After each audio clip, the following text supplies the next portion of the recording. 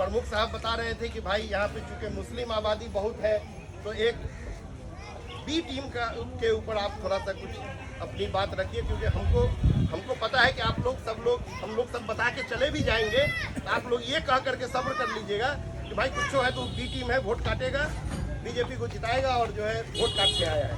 तो B team के ऊपर थोड़ी सफाई हम अपनी तरफ से चाहते हैं कि आप लोग कुछ बताया जाए। देखिए, बी टीम का तो कोई पैमाना है नहीं।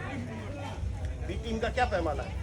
अगर पैमाना होगा तो उस पैमाने के हिसाब से तो आप उस पर भी बात कीजिए कि भाई तेजस्वी यादव ने पूर्णिया में बीजेपी के लिए वोट क्यों मांगा, तेजस्वी यादव ने हिना साहब के खिलाफ कैंडिडेट क्यों दिया, तेजस्वी यादव ने कन्हैया कुमार को क्यों नहीं लड़ने दिया, 4-5 सीट तो खुद नुकसान करके बैठ गया। बी टीम का अगर कोई पैमाना हो तो ये भी होना चाहिए कि आपने असम में, बंगाल में 12 सीट लूज किया है। मेरे पास मोबाइल में डाटा है, 12 सीट असम में, बंगाल में लूज किया है।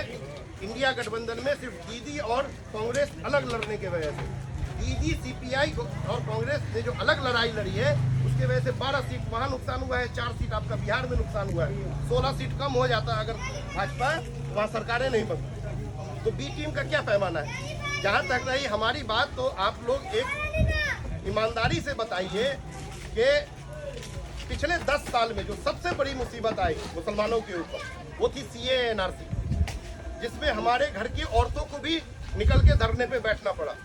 हमने कभी अपने याददाश्त में नहीं देखा ऐसा धरना जहां हमारी औरतों को भी कैंप करना पड़े। ये CAA NRC का रथ जो था, जो अमित शाह क्रोनोलॉजी समझाते थे, ये रथ कब रुका? ये रथ हमारे आपके धरना देने से नहीं रुका। ये रथ तब रुका जिस दिन बंगाल का इलेक्शन का रिजल्ट आया, 2 मई 2021 को। जिस दिन बंगाल का रिजल्ट आया, जिस मुद्दे पे बंगाल में भाजपा लड़ रही थी, वहाँ उसको शिकस्त मिली। उसके बाद आज 2 मई 2021 के बाद अगर कोई भी आदमी मुझे CAA NRC के ऊपर अमित शाह का या किसी का बयान दिखा दीजिए तो मैं मान जाऊंगा। ये उसी दिन रुका। आप लोगों को याद होगा, बंगाल के इलेक्शन में दीदी को अपने लोग छोड़ के भाग रहे थे, दीदी के बड़े बड़े नेता छोड़ के भाग रहे थे। पूरे हिंदुस्तान की मीडिया मान ली थी कि दीदी हार जाएगी, बीजेपी को वहाँ 200 पार होने वाला है। हम सऊदी अरब में थे, वहाँ पे मेरे बांग्लादेशी दोस्त जो काम करने वाले पाकिस्तानी के साथ थे, बांग्लादेशी थे, मिस्री थे, बहुत सारे कंट्री के लोग थे जो मुस्लिम कंट्री के लोग थे। वो लोग पूछते थे कि भाई बंगाल इलेक्शन का क्या होगा, क्योंकि सबकी नज़र थी, देश की ही नहीं दुनिया की नज़र थी। आपको याद होगा कि वहाँ कांग्रेस अकेले चुनाव लड़ रही थी, वोट कटुआ बन के चुनाव लड़ रही थी दीदी के खिलाफ। वहाँ एक अकेला आदमी है प्रशांत किशोर, जो सारे नेता छोड़ के दीदी को चले गए, लेकिन 2 साल प्रशांत किशोर ने दीदी के साथ मिल के बूथ बाई बूथ जा करके भाजपा को हराया ही नहीं, इतने बुरे तरीके से हराया कि CAA NRC का नाम लेना भूल गई है।